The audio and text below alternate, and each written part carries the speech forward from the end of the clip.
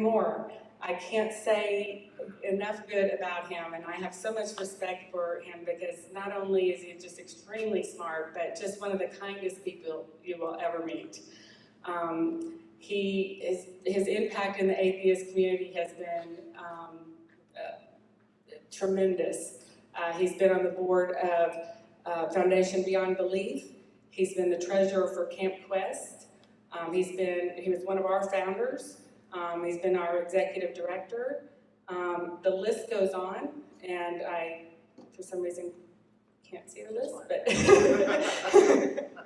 but I assure you, if you haven't talked to Zach, please make an effort to, because he is just, oh, and he does a blog podcast, Apologia, is that how you say it?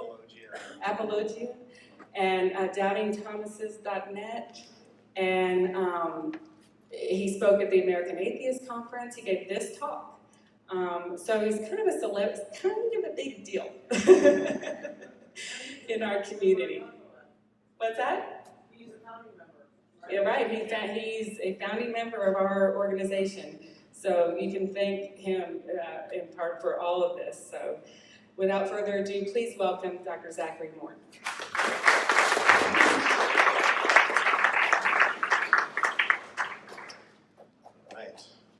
Thank you so much, Lisa, for that kind introduction, and I hope I will do this talk justice. And if I don't, then I apologize in advance. So as Lisa said, I did give this talk earlier this year at the American Atheist Conference. I'll pretty much do the exact same thing that I did there with maybe a few exceptions. So instead of thanking American Atheists for inviting me, I'll thank Lisa for suggesting this. So in this talk, I'm going to be talking about myself. I'm going to be talking about my own history, my own path into atheism, and how I've done things in this community, and sort of where I see us going, perhaps, or maybe a best path forward that I might suggest. But the story that I'm going to start with is my own story. My own experiences, especially with Christian evangelicalism, and also with atheism. So, although Dallas is my home now, Dallas-Fort Worth, Cincinnati, actually where the American Atheist Conference was earlier this year, is my hometown. That's where I'm from. And I suppose it always will be my hometown, even though I never really want to live there again. But I'll visit.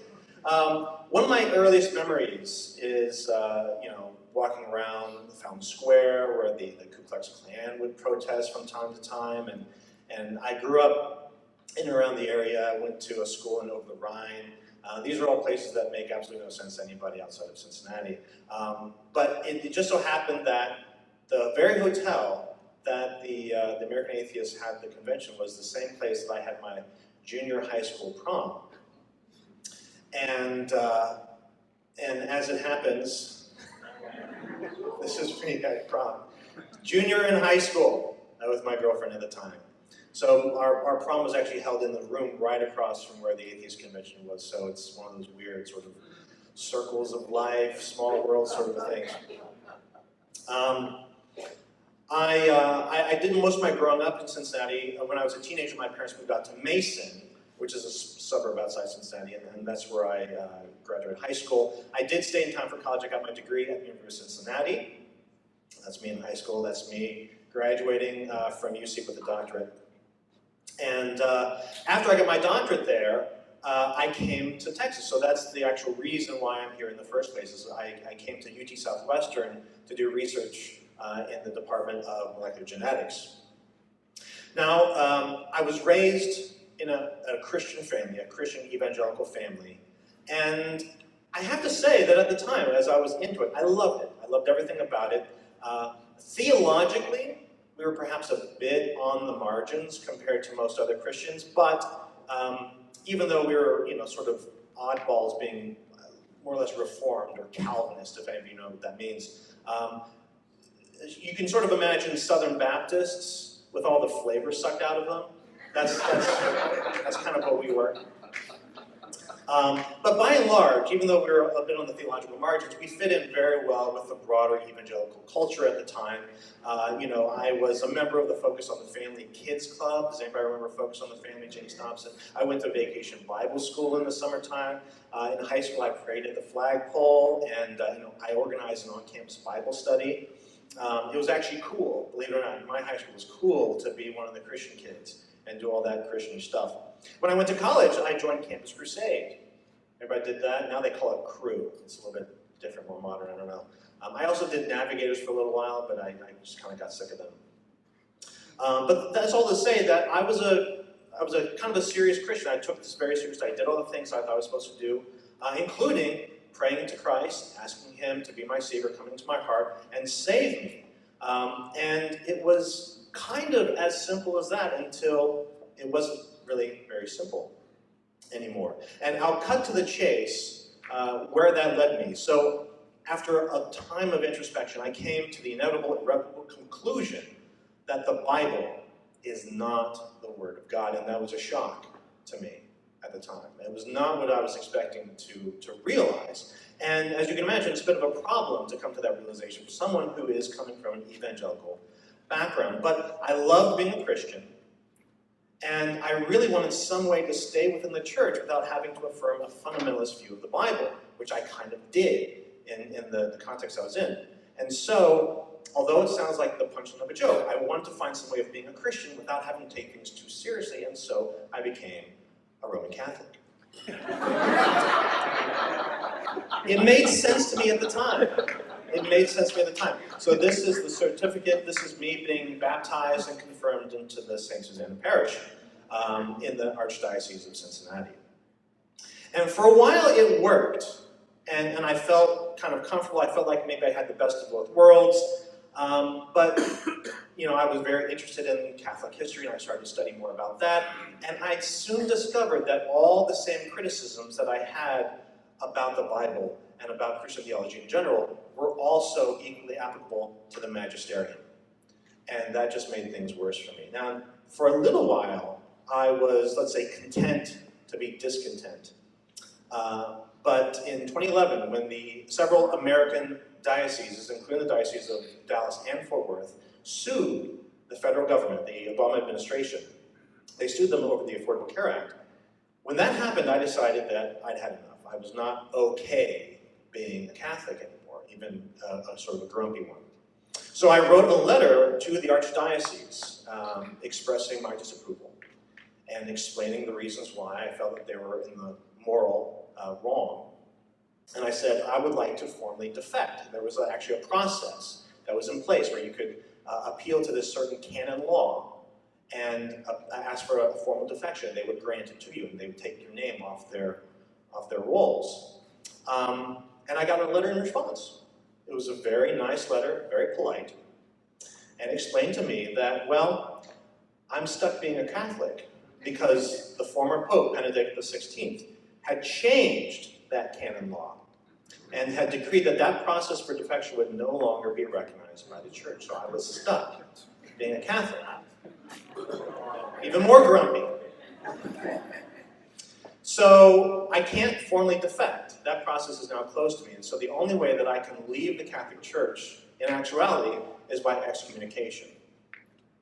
And that's kind of a hard thing to do. You really have to, piss them off in some major way, right? You have to get their attention, and you have to, make a big stink about it. And who has the time? Right? Now, when I was studying this whole process, I did study a little bit of the other canon laws out there. There's loads of them. There's thousands of canon laws that exist. I found one that sort of takes care of this problem very neatly and cleanly. It's Canon Law 1367. It says that anyone who takes a consecrated host for sacrilegious purposes is automatically excommunicated. There's no trial needed, there's no process, it happens automatically, as it happens. I have a host that's been consecrated. I went to Mass and swiped it. It was a pretty amateurish palm job, but the priest didn't notice. And so I brought it here to this group of assembled atheists, and it is now dust in my hand. So now, that takes care of me being a Catholic for once and for all. Okay. Now, this little bit of blasphemy and sacrilege, now that that's out of the way, I'm going to spend the rest of my talk focusing on the evangelicals, which is the group that are really causing most of the problems that we have here in this country. Now, when I left the church, I wasn't looking to antagonize Christians. I wasn't looking to pick any fights. My time, when I was an evangelical, the way I thought of it was just part of my biography. And even though I didn't agree with them anymore, I didn't mind being around them. I didn't mind being around evangelicals. And in fact, I had a bit of a soft spot for evangelicals in general. And here's, in fact, a picture of me with those of you who are theology nerds. Hands raised? None? Okay. Oh, okay. Do you recognize J.I. Packer? James Packer? Okay. Most of the people in the circles that I grew up in would have recognized J.I. Packer, and I got to spend a little bit of time with him. His book, Knowing God, was one of the formative theological works that I read growing up, and it was really cool to sort of fanboy out with him. But things changed a bit for me with regard to evangelicals when I met this guy here. And I'm not talking about Hitchens.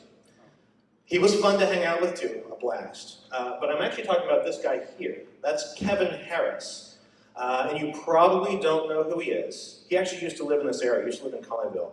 But if any of you have ever listened to William Lane Craig's podcast, you've heard his voice. Because Kevin is the producer of all of Bill Craig's radio shows and podcasts. And normally it's sort of done in an interview style, and Kevin is doing that. And I had met Kevin when I went to his church, First Baptist Colleyville. He'd invited a group of atheists to his church, and this happened very soon after I came here. And I heard about this. It was posted on one of the websites that I frequented, and I thought, wait a minute. There's a group of atheists that have been invited to a Southern Baptist church in Texas? I have to be there, right? It was an amazing thing to hear about, and it was an amazing thing to see. I got there and I was totally blown away. These evangelicals and these atheists were talking to each other. They were doing it politely. They were asking questions of each other. They were very respectful. And I wanted to be a part of it. I wanted to be a part of all of it. And for the first time, really, since I became an apostate, I wanted to be part of these meaningful conversations with evangelicals. And I was hoping that I could encourage other atheists to join me. And I spent about the next decade and a half doing just that, engaging with evangelical after evangelical and venue after venue, debates, discussions, dialogues, all sorts of things. Now, it wasn't easy to do this. So I had to go looking for these opportunities. I had to knock on the door of the church. I had to invite myself into areas where I knew that there were evangelicals gathering. And I did that. I knocked on their doors. I went to apologetics organizations, apologetics conferences, university groups, anything I could find, any place I knew that there were evangelicals, and tried to start these conversations. And I did. I had some really great conversations with a number of these people, and I made some very good friends, but I'm here to tell you now that I wasted that time. That time was wasted. I wasted that time because the valuable conversations that I had, the rewarding relationships that I found, were the exception instead of the rule. And the more time I spent traveling in and out of churches, it became obvious that the vast majority of evangelicals have no interest whatsoever in these sorts of conversations or dialogues or in understanding my point of view or your point of view. All they really want to do is maintain the borders of their own personal theological bubbles. They don't want to hear what I have to say. And that's okay. That's fine. But I'm done trying to talk to them now. That's over. I'm officially retired from reaching out to evangelicals. So what I have to say now, I'll say it, but I'll say it to you, not to them. All right? So first the bad news, and then the good news. The bad news is that evangelicals have more power now than ever before, and they are doing everything they can to abuse it. You know this. This is obvious. Right? Evangelical leaders in this country like Jerry Falwell Jr., James Dobson, and Dallas's own Robert effing Jeffress, are seeking to consolidate power now in a way that sets them apart from every other religious group in America and in America's history. They are now linked with the political leadership of this country in a way that is frankly unprecedented.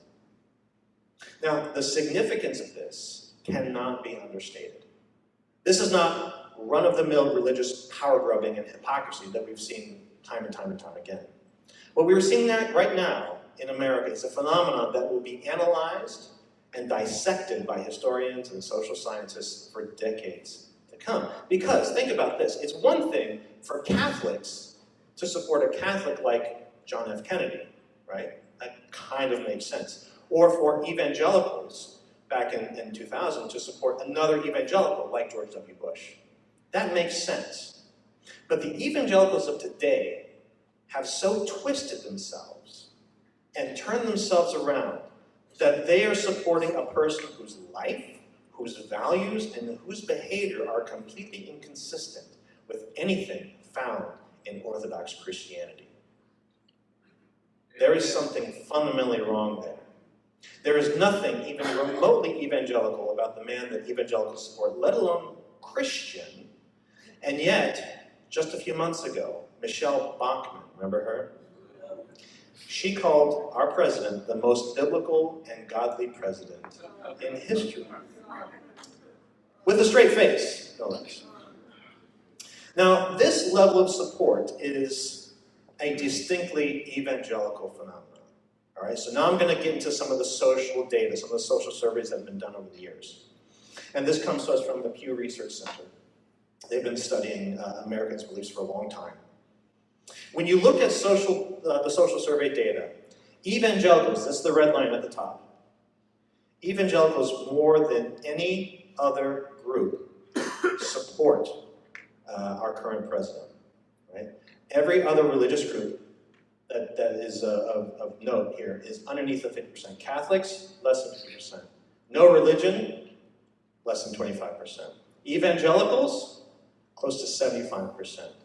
Right? This is not a religious thing that's happening. It's not even a Christian thing that's happening. This is an evangelical Christian thing that's happening. Okay? Not shown here, by the way, are the black Protestants, who are even lower than the non-religious, which is probably not a big surprise.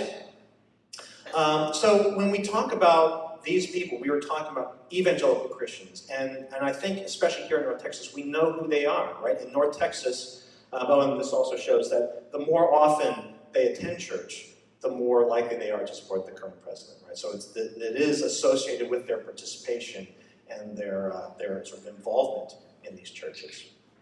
So here in North Texas, two of the main evangelical leaders that stand in support of Trump are Jack Graham over here and Robert Morris. So Jack Graham is the pastor of Prestonwood, and Robert Morris is the head pastor of Gateway, two of the largest megachurches in town. Okay, there's easily 50,000 members between them. Each campus is about the size of a community college. That's how big they are. At Prestonwood, in fact, there's not one but two different Starbucks locations inside the building because they're far enough apart that it is kind of justified. And they're fun places to be, too. You know, you go to the kids' areas, they have way more stuff than we do. They have pool tables, air hockey, video games. They've got rows and rows of PlayStations and Xboxes. They give out free donuts for kids just showing up. I mean, who wouldn't want to go there and hang out on Sunday morning, right? And it's precisely these types of megachurches that have grown over the past several decades. And evangelicals love them more than any kind of Christian. Right? So when you actually look at the makeup of all megachurches, 73% of them qualify as evangelical. The vast, vast, vast majority of these megachurches are an evangelical organization. Right? And interestingly enough, even though California has more of them than any other state in the country, most of the rest of them you'll find in the South, as you might expect, especially here in Texas. We're number 2 to California, probably because we're just number 2 in terms of population. And when I visit these churches, or when I used to visit these churches, I'll say, I like to go around and talk to people. And I'll even talk to the pastors sometimes. and I'll say, so what kind of theology is taught here in this church? And I'm somebody who took theology very seriously when I was younger. And I'm curious to know, so what is the situation here? When I ask this question, I get one of three answers. I don't know. I don't know, but you can ask one of the pastors. Okay? Or, I don't know, but you can probably check the website and it's on there. You know, I'm sure it's there someplace. These are the kinds of churches that evangelicals are attending. Churches where they don't even know what's being taught. They don't even know what there's, you know, it's like when you sign the user agreement at the iTunes thing, and you just scroll all the way to the bottom and say, yeah, fine, whatever, fuck it. Now, those are the type of people that are attending these churches. And when you look at how long and how often they attend these churches, you see how it affects their social point of view, their political point of view, and you can see that the more likely they are to support the current presidential administration, right? So let's sum all this up. American evangelicals have more power than any other group right now, religiously. They've used that power to elect a president that all other religious groups have rejected. They build enormous gilded shrines to a theology they don't actually understand, let alone believe in. And they have outnumbered us all. That's the bad news. The good news is that the last bit is actually no longer true.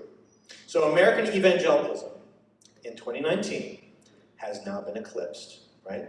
So here's the social trends. This is according to the General Social Survey. It's been done nationally since the 50s out of the University of Chicago. This is where they were last year, and this is where we are this year. So the little green line goes right above where the evangelicals are. All right? So there are now officially in this country more non-religious people than there are evangelicals for the first time ever, right? And it's really interesting. Evangelicals have historically been pretty stable, right? So you follow this red line, that's the evangelical line, the blue line is the Catholic line. They're both kind of going down. But historically, you know, the 80s and the 90s, it would bounce up and down, but it was, if you drew a line, you know, it's sort of a trend line to try to figure out, you know, what does the data project, it was pretty stable. But if you look over the past couple of decades, since about 2000, there's a slow decrease that you can see, and it's starting to trickle down. The Catholics are trickling down too. And of course, it's never a good idea to project social trends. It's very irresponsible. You never want to do that, but I'm going to do it anyway, right here. So if you draw a best fit line, the red line shows what the current data project for the evangelicals moving down like this. Catholics, probably a slower drip, right? And that probably has to do with immigration more than anything else. More Catholics coming in. And this is the line for the non-religious that keeps on going up, up, up, up, up. Any way you slice it, the trends have the no-religion group rising like a warm bowl of dough, while the Catholics and evangelicals deflate like a week-old balloon. So why then, if the evangelicals are shrinking, why are they, right? Well, if you've been paying attention on social media, which I'm sure all of you have, being good Americans, you know, on Facebook and Twitter and Instagram and everything else. So you might have noticed, if you follow the evangelical community, which most of you probably don't for the sake of your mental health, but I do, to my own detriment. If you have been following the evangelical community, you've noticed something kind of interesting, like, for example, not every single person who considers themselves evangelical is actually in lockstep with the president. And for many of those people who, up until recently, would have considered themselves evangelical, the 2016 election was a worldview-shattering event, somewhat analogous to the role that 9/11 played in galvanizing the new atheist movement. Right? It's a kind of a similar sociological phenomenon. This has just been devastating to a huge swath of evangelicals. So if you remember, 9/11 challenged the idea that merely having faith in something was necessarily a good thing, right? And that's what got the new atheists motivated. The 2016 election challenged the idea that merely being a Christian was necessarily a good thing. And so many evangelicals at the time looked around at what was happening to their community, and they were just as disgusted as you or I might might have been. They no longer want to be considered evangelical. They are now calling themselves ex-evangelical. Ex-evangelical is the new catchphrase. There are loads of evangelicals who still are former evangelicals, who still consider themselves Christians in some way. Who knows? They might be on a path to atheism. Maybe. We'll see. But they definitely don't like what has happened to the evangelical community, and they call themselves ex-evangelicals. This person here, Chris Droop, started one of those tags. He also started the hashtag #EmptyThePews, which trends every so often on Twitter. Anytime something awful happens with an evangelical involved, you see "Empty the Pews." That's former evangelicals. These are not necessarily atheists. They're still believers, but they are responding to what's happening now, to Trumpianism, the same way that the new atheists responded back in 2001. And they agree with us in most of our criticisms. They see the hatefulness, they see willful ignorance, they see hypocrisy, and they see power-hungry leadership, and they want nothing more to do with it anymore. And what you find is that a lot of these people are joining, they're not walking away from church entirely, some of them might be, but many of them are joining progressive denominations and progressive churches. And I'll note with some interest that in the past year, the mainline Christians, in the tract on the survey, they've been losing members for years and years as well. But last year they had a slight uptick for the first time in a long time. I don't know, is this because of even ex-evangelicals rejoining their churches and trying to find a new way to be Christian? I hope so. Now, the ex-evangelicals that we find are also more likely to be younger than the people that we find among the evangelicals. So when we look at sociological age cohorts, this makes sense, right? So if you divide up the cohorts according to the labels, right? So you've got the elders, the boomers, Gen X, millennials, Generation Z. I don't know if it'll stay that way, but Gen Z right for now. The green at the bottom is basically non-religious, atheist, agnostic, or no religion whatsoever. As the groups get younger, that part increases, and the red part, the Protestant evangelical part, decreases. Right? So the kids that are in high school today, or I'm sorry, the kids that are in grade school today, when they graduate high school in 10 years, this projects that fully half of their cohort will be at least non-religious. Half. That means every kid will know, at least 3 or 4 or 5, 6 people that are non-religious, that are outright atheists. It will be normal to be non-religious at that point. And that is something that we've never seen before in this country. We can make another projection if we look at another country that's kind of similar to ours, right? So this is data from England. This is a similar social survey, the National Center for British Social Attitudes survey.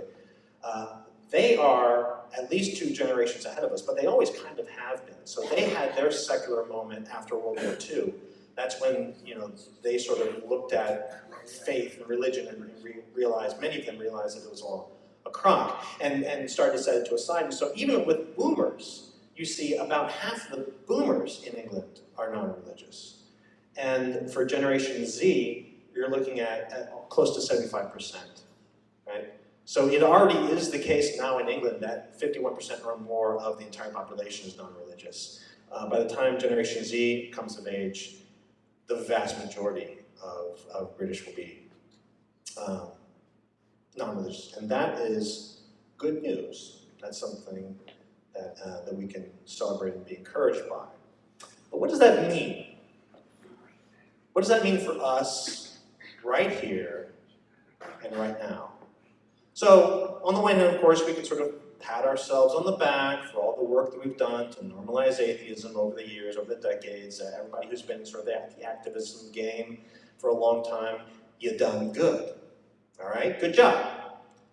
But I think this also means that we need to start planning right now for a very different future.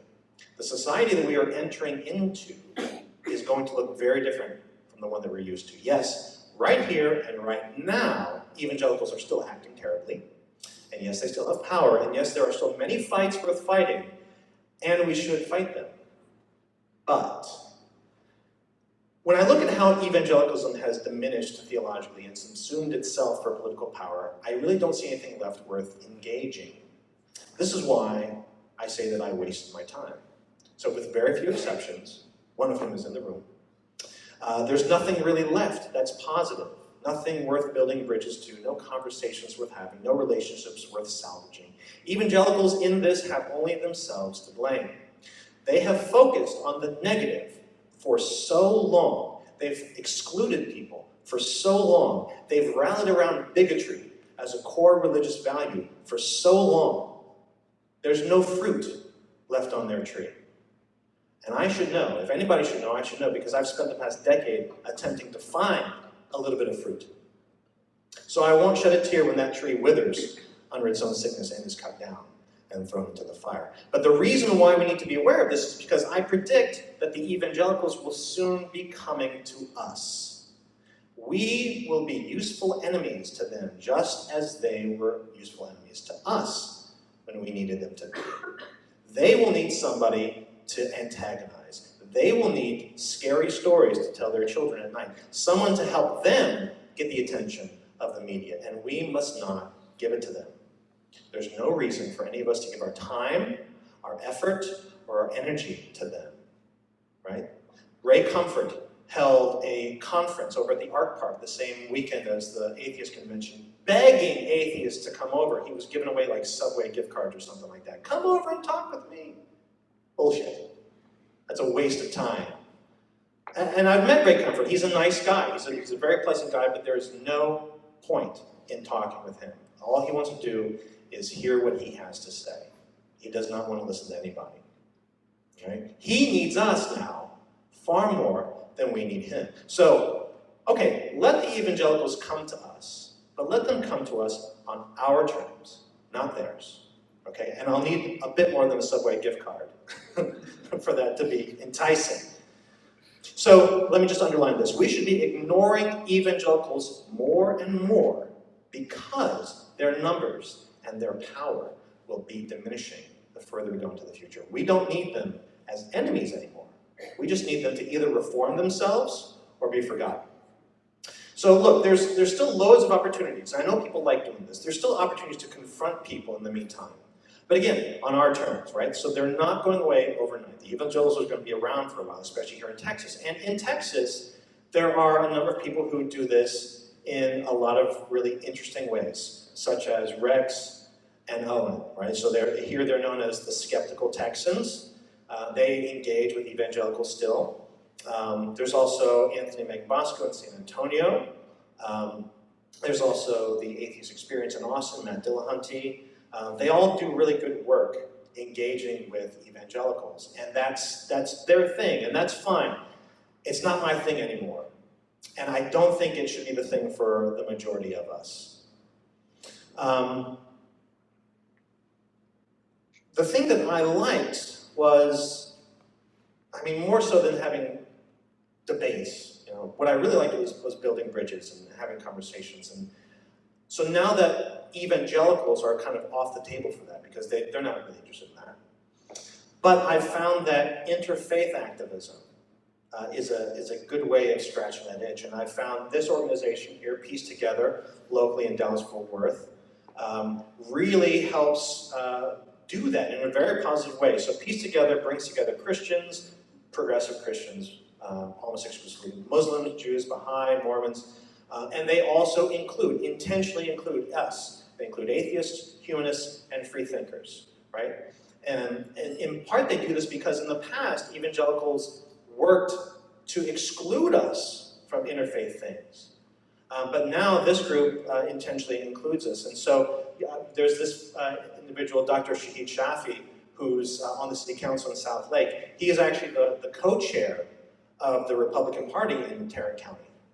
I got to meet him. There was an interesting story that happened earlier this year in which a number of local Republicans tried to get him thrown out of that office because he's a Muslim.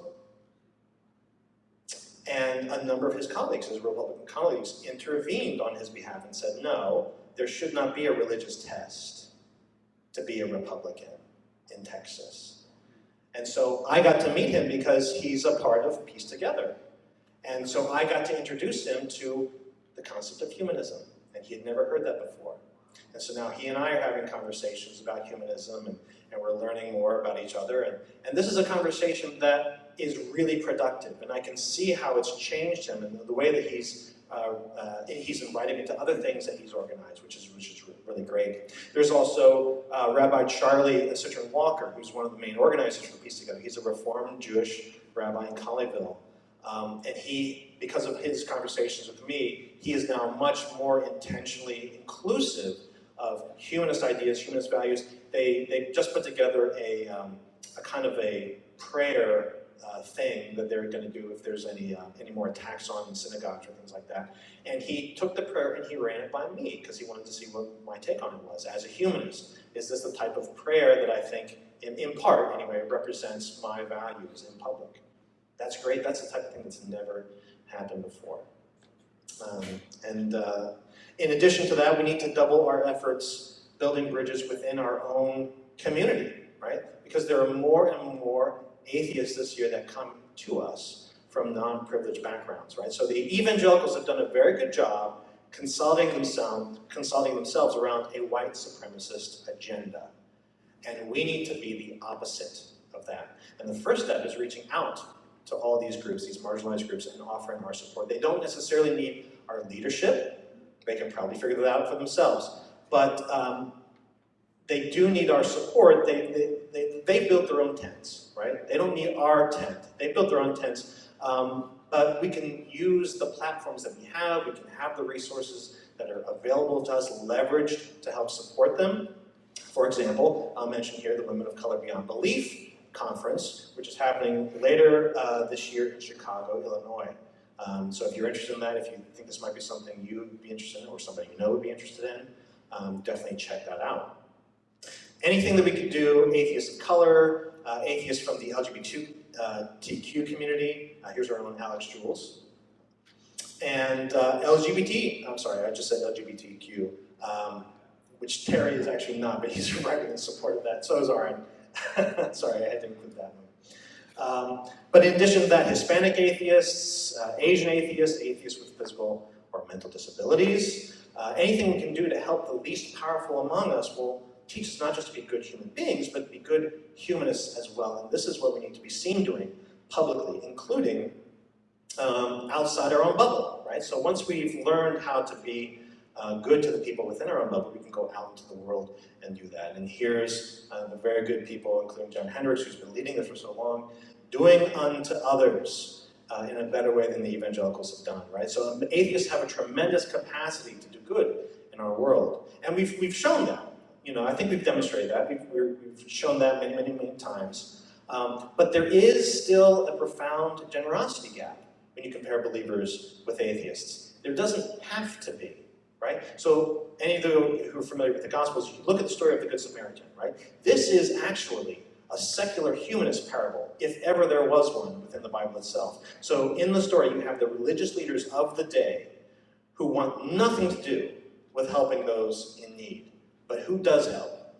The Samaritan, the religious outcast, right? If ever the champions of humanism needed an icon to revere, it would surely be this Samaritan. If that story were taking place right now, here today, you would have Robert Jeffress and Robert Morris walk past somebody bleeding on the side of a highway, and you would have somebody like Lisa or Al stop and help them out. That would be the Good Samaritan story told in Texas today, right? What if we had, and there's also Atheists Helping the Homeless, and other service projects that we can do. What if, in addition to all these things that we're already doing, what if we had another reputation, right? So evangelicals like to fantasize about the deathbed conversion. They like to fantasize that, you know, famous atheists go to their deathbed and they realize at the very end they were wrong. Because once they look into the sheer finality of death, they can't handle being an atheist anymore. That the idea of a godless death is so horrifying that nobody could maintain their atheism when confronted with it. But of course, we know that's not true, right? So Christopher Hitchens, who passed away, and unfortunately, his last book, his final book published after he died, called Mortality.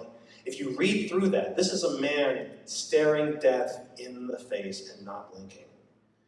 And you read that book and you see how ridiculous this idea of the deathbed confession is. We as atheists are confronted with death all the time. I've come close to death more times than I'm happy to think about, and those are the only times I know about, right? Who knows how many times there was something about to fall on my head and just didn't happen. Now, atheists love ceremony just as much as anyone else. We just tend to not see much of a point in including God in that ceremony. And since the time that I've been active as an atheist leader in Texas, I've been asked by many young people, not all of them explicitly atheists, to officiate their non-religious weddings. In fact, I think we just had somebody contact us a little while ago asking for that very same thing. Now, that has been an unlooked-for pleasure, I must say. But the flip side of that is that there are also people now coming to us to officiate their non-religious funerals. It is a particular honor, peculiar honor, I'll say, to supervise someone's memorial service. And as we all know too well, death comes for us all in the end. And the question is not, are you afraid of it? But how do you live your life despite the fear? There's a Buddhist parable that I think of at times like this, and it tells the story of a man being chased by a hungry tiger through the woods. And as fast as the man could run, the tiger was running even faster, and he knew that the tiger would eventually catch him. And suddenly he bursts out of the forest, and he finds himself on the edge of a cliff. And he jumps down on the side of the cliff, and he catches hold of a branch that's sticking out the side. And he's holding on for dear life. The tiger comes out and is staring down at him, and he knows there's no climbing back up. And he looks down at the bottom of the cliff, and there's another tiger at the bottom looking up. So he's stuck. And then he looks at the branch, and he sees just on the edge of the branch a bright red berry. And he plucks it, and he eats it. And it's the sweetest tasting thing that he's ever had in his entire life. That is what our lives are like. This is the atheist experience. Let us speak to that. Let us tell people about that. Let us embrace it for ourselves and then share it with others. What if we, as atheists, over the next 2 generations, become the leading experts in dealing with death? What if we're done debating creationists, and instead we become the kind of people most sought out to memorialize life's great transitions? There is much that we can say at moments like this, and we just need to practice saying it to ourselves. As atheists, we know we are mortal, and as mortals, we are finite. But our existence is not limited by our physical form. Each of us, as we go through life, touch the lives of others. We are connected to each other as fellow human beings. All of us, the children of a common mother and a common father, separated by continents and millennia. The blood that courses through my veins courses the same in yours. We are connected to all manifestations of life, existing as but one of endless forms most beautiful on the branching and tangled tree of life. All of nature opens out before us, acknowledging us as family by virtue of our biology. We are also connected to the earth itself, a rotating rock in space that provides our chemical identity, the very literal bonds of our existence. And finally, we are connected to the cosmos that envelops and supports us, that birthed our sun with billions of its stellar siblings, the cosmic foundry of our base substance. We are not just animated clay. We are sentient star stuff. We are the cosmos made aware. We are atoms that feel love and loss. We are remarkable. This is something that we can say as atheists to place the lives of our friends and family in context to ensure that their memories are not forgotten in our lifetimes. We can say these things and affirm the humanist values of truth, equality, and love. And most importantly, we can say these things long after the national nightmare of evangelical hegemony and hypocrisy is a history lesson for my grandchildren and yours. The question still remains, though, will we? Thank you.